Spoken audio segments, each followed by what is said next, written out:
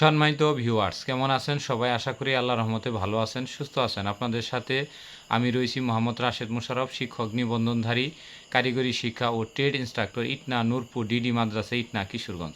সম্মানিত ভিউয়ার্স, আপনারা দেখছেন job teachers TV. Job teachers টিভির পক্ষ থেকে সম্মানিত ভিউয়ার্স ভাই ও বোনদের জানাই আন্তরিক শুভেচ্ছা ও অভিনন্দন। সম্মানিত ভিউয়ার্স, আমার নিজ জেলা জামালপুর ও নিজ উপজেলা সরিষাবাড়ি উপজেলা। তো সম্মানিত ভিউয়ার্স, আজকের আলোচ্য বিষয় পঞ্চম গণবিজ্ঞপ্তিতে সবার আগে এমপিওভুক্ত হবেন কেমনে।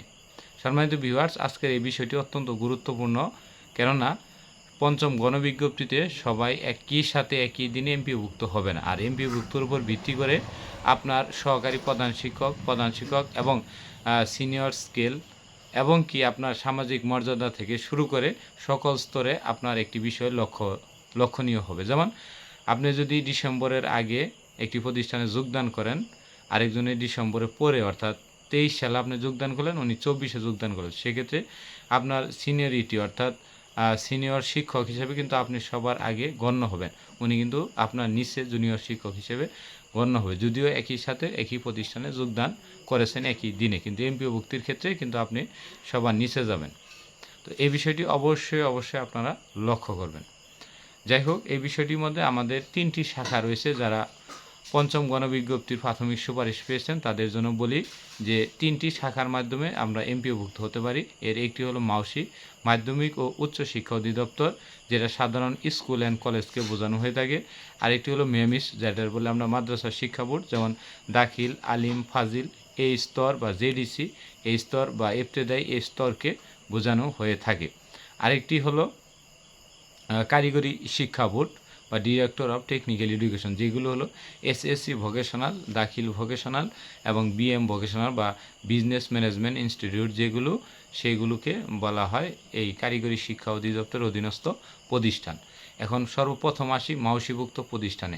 আপনারা সবাই জানেন যে মাউসিভুক্ত প্রতিষ্ঠানে প্রতি বেজুর মাসে এমপিওভুক্ত করানো হয়, অর্থাৎ জানুয়ারি, তারপরে আবার মার্চ, এইভাবে বছরে 12 মাসের মধ্যে 6টি মাস আপনি 1 থেকে 8 তারিখের মধ্যে অনলাইন আবেদনের মধ্য দিয়ে সকল কাগজপাতি পাঠিয়ে দিবেন। এখন এক্ষেত্রে আমি আপনাদের বলবো যে আপনাকে যেদিনকে জয়নিং দিবে, অর্থাৎ আপনাকে যদি মাসের 20 তারিখে জয়নিং দেওয়া হয়, আপনি প্রতিষ্ঠানে 21 তারিখে গিয়েই যোগদান করবেন। সবার আগে যোগদান করে প্রতিষ্ঠানে যে যোগদান করেছেন সেটাতে অবশ্যই কম্পিউটারে ইয়েস চিহ্নটা দিয়ে ওই কপিটা নিয়ে নেবেন। এতে আপনার আগে সবার আগে যোগদান হলো। যোগদান হওয়ার পরে কি হবে, আপনি মাসের 1 তারিখে অর্থাৎ যখনই 1 থেকে 8 তারিখের মধ্যে হলেও ধরেন একই সাথে 40,000 লোক আবেদন করলো বা 10,000 লোক আবেদন করলো, সবাইকে কিন্তু ওই মাসে এমপিও দিবে না। তো সেই ক্ষেত্রে আপনি মাসের প্রথম 1 তারিখের আগেই সকল কাগজপাতি গুছিয়ে ফেলবেন। এবং এমপিওভুক্তর ক্ষেত্রে আপনার যে কাগজপাতি লাগে সেই বিষয়গুলো আরেকটি ভিডিওতে আমি দিব। এটি গুছিয়ে সবার আগে যদি আপনি পাঠাইতে পারেন, দেখা যায় যে আপনি যদি 10,000 আবেদন করে সারা বাংলাদেশে মাউসিতে, তো সেই ক্ষেত্রে আপনার 2,000 বা 2,500, 3,000 কিংবা 5,000 কিংবা 8,000 লোককে এমপিও দিবে। কিন্তু পরবর্তী ফেব্রুয়ারি মাসে কিন্তু উনি আর এমপিও পাবে না। মার্চ মাসে গিয়ে ওনাকে আবার নতুন করে এমপিও ধরতে হবে। তাহলে এই বিষয়টি অর্থাৎ একটি বার হলে আবার 60 দিন পরে অর্থাৎ 2 মাস পরে আপনাকে আবার কিন্তু এমপিও হতে হবে, মানে এমপিওভুক্ত হতে হবে। তো সেই ক্ষেত্রে আমরা বলবো যারা মাউসিভুক্ত অর্থাৎ জেনারেল স্কুল অ্যান্ড কলেজে সহকারী শিক্ষক এবং প্রভাষক পদে রয়েছেন, তারা এই মাসের অর্থাৎ যে কোনো বেজুর মাসে 1 থেকে 8 তারিখের মধ্যে আবেদন পাঠালেও আপনারা প্রথম দিনকে টার্গেট করে সবার আগে আবেদন পাঠাবেন এবং এর আগে সকল কাগজপত্র রেডি করবেন। আরেকটি বিষয় আমি আপনাদের বলে দিই, দক্ষ একজন ব্যক্তির কাছ থেকে এই কাগজপাতিগুলো পাঠাবেন যে আগে থেকে দক্ষ। ধরেন একজন 2,000 টাকা আপনাকে চাইলো, কিন্তু আপনি দিলেন না আমি 1,000 টাকা দিব, এর বদলে আমি বলি আপনাকে আপনি 3,000 টাকা বাহিরে দিয়ে সুন্দর করে একটি আবেদন পাঠাবেন, যারা এর আগে বহুবার আবেদন পাঠানোর যোগ্যতা রয়েছে এবং কিছু কিছু কেরানি রয়েছে যারা মানে একেবারে ভালো মানের টেকনিশিয়ান, অর্থাৎ ওনারা এমনভাবে পাঠাবে মানে ওনারা এটার কাছে এটা তেজপাতার মতো, অর্থাৎ মানে ওনার সিস্টেমটা সহজে পাবে, মানে যে যেটাই বলেন না কেন সব সিস্টেমে সবার আগে করবে, অর্থাৎ যিনি পায় তার কাছে দিয়ে এইগুলো আবেদন করবেন। না পাওয়া লোকের কাছে আবেদন করলে এই ভুল সেই ভুল, পরবর্তীতে আপনি আবার সংশোধন, মানে এইগুলো কিন্তু বিশাল একটা ঝামেলা। আর বকেয়া তুলতে গেলেও একটু ঘুষের বিনিময় করা লাগে, এটা আপনারা অবশ্যই জানেন। তো সেই ক্ষেত্রে বকেয়াটা বিষয়টা আরেকটা সময় আলোচনা করব। তবে মাউসির ক্ষেত্রে এই নিয়মটি প্রযোজ্য, অর্থাৎ আপনি 1 থেকে 8 তারিখের মধ্যে যে কোনো বেজুর মাসে করবেন। তবে এই যে আপনি জানুয়ারি মাসে করলেন, মার্চ মাসে যে পেলেন, তাহলে জানুয়ারি এবং ফেব্রুয়ারি এই 2 মাসের বকেয়া বেতন আলাদা আবেদন করে তুলতে পারবেন। এক্ষেত্রে শিক্ষা অফিসে হয়তো কিছু চা নাস্তার খরচ চাইতে পারে, আবার কত কত শিক্ষা অফিসে ভালো রয়েছে, যেহেতু এটা ইউটিউব মিডিয়া, সেই বিষয়গুলোতে না বলাই স্নেহ। তো যাই হোক, এই হলো আমাদের মাউসিভুক্ত প্রতিষ্ঠানের নিয়ম। আর তারপরে হলো মাদ্রাসাতে হলো প্রতি মাসের 1 থেকে 5 তারিখের মধ্যে অনলাইনে আবেদন করতে হয় মেমিসে। অর্থাৎ আপনি যখনই যোগদান করবেন, আপনি মনে রাখতে হবে 1 থেকে 5 তারিখ। অর্থাৎ আপনি যদি আপনাকে 29 তারিখে যোগদান করতে যদি বলে, 29 তারিখ থেকে 15 তারিখ পর্যন্ত, তাহলে কিন্তু আপনি এই 10 তারিখে যাবেন না। 10 তারিখে গেলে কিন্তু আপনার এই যে জানুয়ারি মাসে যে ডিউটিটি করলেন, এই টাকাটা কিন্তু বকেয়া পাবেন না মাদ্রাসা শিক্ষা বোর্ডে যারা এই চাকরি করবেন। অর্থাৎ সহকারী মৌলভী এবং মাদ্রাসার জেনারেল পদ এবং আরবি প্রভাষক যারা রয়েছেন, আলিম, দাখিল, ফাজিল এবং এই স্তরে যারা রয়েছেন, এই সবার জন্য কিন্তু এই নিয়মটি প্রযোজ্য। অর্থাৎ আপনারা 1 থেকে 5 তারিখের মধ্যে সবার আগে আবেদন পাঠান। সবসময় ভাববেন 1 থেকে 5 তারিখের মধ্যে আবেদন। আর একটি বিষয় বলে দিই, এটা কিন্তু বিকাল 5টার মধ্যে আবেদন প্রক্রিয়া, অর্থাৎ সকাল থেকে শুরু করে, সকাল 9টা থেকে শুরু করে বিকাল 5টার মধ্যে আবেদন প্রক্রিয়া সম্পন্ন করতে হয় এই মাদ্রাসা শিক্ষা বোর্ডের এই ওয়েবসাইটে, মেমিস ওয়েবসাইটে। তার মানে আপনাকে এখানে যদি মানে যোগদানের সময়ও দিয়ে দেয় আপনার 20 তারিখ পর্যন্ত, অর্থাৎ আপনাকে যোগদানের সময় দেওয়া হলো 1 থেকে 20 তারিখ পর্যন্ত, তাহলে আপনি কি করবেন, 1 তারিখে যদি যোগদান দেয় 1 তারিখেই যাবেন গা, যে 2, 3, 4 তারিখের মধ্যে 3 দিনের মধ্যে কাগজপত্র কমপ্লিট করে 5ম তারিখ অর্থাৎ 5তম তারিখের মধ্যে সবার আগে কাগজ পাঠিয়ে দেবেন। অর্থাৎ আপনাকে যদি 2-3 দিনের সময় দেয়, আগে ভাগে সকল কাগজ গুছিয়ে নেবেন। গুছিয়ে নিয়ে প্রতিষ্ঠান প্রদানের যে কাগজটা, সেটা 2 দিন বা 3 দিনের মধ্যে আপনাকে কমপ্লিট করে দিবে।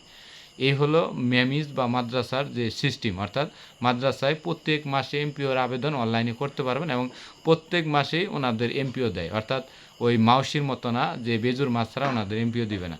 মেমিজ বা মাদ্রাসা প্রত্যেক মাসে এমপিও দেয় এবং প্রত্যেক মাসে 25 তারিখ পরে আপনার ইন্ডেক্স নাম্বারটা পড়ে যাবে। তাহলে আপনার মাউসিগুলো, মেমিজগুলো, এরপরে আসে কারিগরি শিক্ষা অধিদপ্তর, বিটিইবি বা বাংলাদেশ টেকনিক্যাল এডুকেশন বোর্ডের অধীনে ডিরেক্টর অফ টেকনিক্যাল এডুকেশন কারিগরি শিক্ষা অধিদপ্তর। কারিগরি শিক্ষা অধিদপ্তরের পদ্ধতিটি হলো অ্যানালগ, এখনও পর্যন্ত রয়েছে, চৌত্র গণবিজ্ঞপ্তি পর্যন্ত রয়েছে। তো এই অ্যানালগ পদ্ধতি থাকলে আপনার 8টি আঞ্চলিক কার্যালয়ে গিয়ে আপনাকে কি করতে হবে, আবেদন পাঠাবে। 32 ধরনের কাগজ লাগে। এই 32 ধরনের কাগজের আগে আপনাদের যে বিষয়টি করণীয়, সেটি হলো আপনারা যে যে শিক্ষা বোর্ড থেকে এসএসসি, ইন্টার এবং অনার্স পাস করেছেন, জেনারেল এবং ট্রেড ইনস্ট্রাক্টর এবং প্রভাষক, সাধারণ এবং ইনস্ট্রাক্টর বা যারা রয়েছেন, তারা সবাই মানে কারিগরি শিক্ষা অধিদপ্তরের অধীনে এসএসসি ভোকেশনাল, দাখিল ভোকেশনাল কিংবা আপনার বিএম ভোকেশনাল, এই 3টি স্তরে যারা রয়েছেন, তারা সবাই যার যার সনদ আপনার বোর্ড কর্তৃক সত্যায়িত করবেন। যেমন আপনি জাতীয় ভার্সিটিতে পড়লে গাজীপুর থেকে করবেন, আপনি পূর্ণাঙ্গ বিশ্ববিদ্যালয় থেকে বললে ঢাকা থেকে, যদি পূর্ণাঙ্গ বিশ্ববিদ্যালয়ে পড়েন তাহলে ঢাকা বিশ্ববিদ্যালয় থেকে করবেন।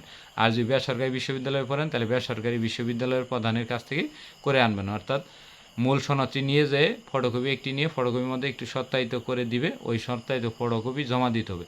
তারপরে কী করেন, প্রতিষ্ঠানে এইগুলো সনদ আনার পরে প্রতিষ্ঠান আপনাকে কিছু কাগজ দিবে। 32টি যে কাগজ লাগবে, কাগজে একটি তালিকা রয়েছে, আমরা একটা ভিডিওতে বলে দিয়েছি, ওই কাগজটি অবশ্যই আপনারা দেখে নেবেন। ওই কাগজটি আসার পরে আপনি প্রতিষ্ঠানে যেয়ে যখন যোগদান করলেন, তারপরে ইএস দিবেন। ইএস দেওয়ার পরে প্রতিষ্ঠান প্রধানকে বলবেন যে স্যার, আমাদের দ্রুত এনটিআরসি যে সনদটি রয়েছে, এটি আপনার অনলাইন যাচাইয়ের জন্য পাঠিয়ে দিন এনটিআরসির অফিসে অনলাইনে, কারণ প্রতিষ্ঠান প্রধানের সিল সাপোর্ট ছাড়া ওইখানে আপনার পাঠানোর কোনো সুযোগ নেই, মানে প্রধান শিক্ষকই পাঠিয়ে দিবে। পাঠিয়ে দিলে 15 দিনের মধ্যেই কাগজটি আপনার কাছে অনলাইনে একটি কাগজ আসবে যে সনদটি সঠিক রয়েছে বা সনদটি সঠিক নয়, এরকম একটি কাগজ অনলাইনে পাঠিয়ে দিব। অনলাইন থেকে প্রিন্ট করে ওই সকল কাগজপাতি নিয়ে, 32 ধরনের কাগজপাতি নিয়ে 8টি আঞ্চলিক কার্যালয় রয়েছে, যেমন যারা চট্টগ্রাম বিভাগের মধ্যে রয়েছেন তাদের কুমিল্লা যেতে হবে, যারা ময়মনসিংহ রয়েছেন ময়মনসিংহের মধ্যে থাকতে হবে, ঢাকা যারা রয়েছেন তাদের ঢাকার মধ্যে থাকতে হবে, রাজশাহী যারা রয়েছেন তাদের রাজশাহীর মধ্যে, অর্থাৎ 8টি বিভাগীয় শহরে 8টি বিভাগীয় কার্যালয় রয়েছে। এই কার্যালয়ে গিয়ে আপনার এই এমপিওর আবেদন করতে হবে এবং এই এমপিওর আবেদনে কোনো টাকা পয়সা লাগে না। আপনি যদি 5 টাকা চা খাওয়ারও যদি না দেন, তারপরেও কোনো সমস্যা নেই। তারপরে ওই কাগজটি আপনাকে জমা দিতে হবে। আরেকটি বিষয় বলে দিই, প্রত্যেকটি কাগজের আপনি 3 সেট করে করতে হবে। অর্থাৎ আপনার একটি কাগজ ইয়েতে পাঠাবে, কারিগরি শিক্ষা অধিদপ্তরে পাঠাবে, আরেকটি আঞ্চলিক কার্যালয়ে ওনারা রাখবে। এবং আরেকটি আপনি নিজে রেখে দিবেন যে আমি কোনো কাগজ ভুল হলো কিনা, অর্থাৎ প্রতিষ্ঠান প্রধানের কাছ থেকে 3টি করে কাগজ সত্যায়িত করে নেবেন। যেমন আপনার মার্কশিট 3টা সত্যায়িত করবেন, আপনার জন্ম নিবন্ধন 3টা সত্যায়িত, আপনার ভোটার আইডি 3টা সত্যায়িত করবেন। আমি যেভাবে বললাম ঠিক সেইভাবে করে তাড়াতাড়ি পাঠিয়ে দিলে আশা করা যায় পঞ্চম মাস অর্থাৎ 5তম মাসের মধ্যে চৌদ্দ গণবিজ্ঞপ্তিতে সর্বনিম্ন 5 মাস সময়ের মধ্যে তারা এমপিওভুক্ত হয়েছেন। আরেকটি বিষয় বলে দিই, দুঃখের বিষয়, সেটি হলো কারিগরি শিক্ষা বোর্ডের অধীনস্থ প্রতিষ্ঠানে কোনো বকেয়া বেতন পাওয়া যায় না। তাই বকেয়া বেতন যেহেতু না পাওয়া যায়, তাই অতি দ্রুত আবেদন করে তাড়াতাড়ি যাতে এমপিওভুক্ত হওয়া যায় সেই বিষয়টি অবশ্যই আপনাদের লক্ষ্য রাখতে হবে। এটি হলো আমাদের কারিগরি শিক্ষা অধিদপ্তরের এমপিও হওয়ার যে নিয়মটা সেটা। আর এর ভিতরে যদি আপনি যে কাগজপাতিগুলো পাঠাবেন, কোনো একটি কাগজ যদি হারিয়ে যায় বা কোনো কারণে যদি না থাকে, প্রধান কাগজগুলো যদি না থাকে, তাহলে কিন্তু আপনার এমপিও হবে না, আবারও 2-3 মাস পরে আপনার এমপিও হবে। অর্থাৎ আপনি একবার ভুল করলে কম করে হলো 2 মাস আপনি পিছিয়ে যাবেন। তাই কোনোভাবে ভুল করা যাবে না। একদম 32টা কাগজই সুন্দর করে লিখে বারবার যাচাই করে এবং 3 সেট বানিয়ে এবং প্রত্যেকটা সিল সাপোর্ট ঠিক রইল কিনা সেগুলো দেখে তারপরে আঞ্চলিক কার্যালয়ে জমা দিতে হবে এবং স্ট্যাপলারিং করতে হবে, খুব সুন্দর করে স্ট্যাপলারিং করে জমা দিতে হবে। পেন ড্রাইভ দেওয়ার কোনো দরকার নেই। আমরা চৌদ্দ গণবিজ্ঞপ্তিতে অনেকে পেন ড্রাইভ দিয়েছে, পেন ড্রাইভের আসার দরকার নেই। যারা পেন ড্রাইভ দেয় নাই এরকম অনেকেরই এমপিওভুক্ত হয়েছে।